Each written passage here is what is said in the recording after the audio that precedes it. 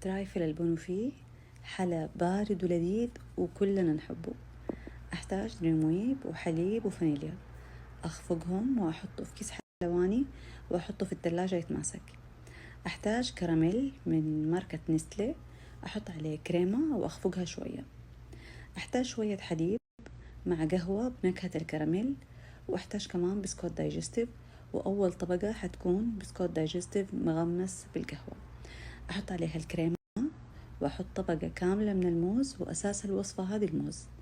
أحط كمية من الدريم ويب والبسكوت والكراميل، وكمان مرة تانية موز وكراميل، وآخر شي حيكون بسكوت وعليها دريم ويب.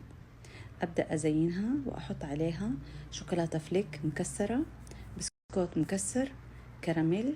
تروح على التلاجة 2 أو 3 ساعات، وأقدمها بالعافية باردة ولذيذة من الآخر وبالعافية.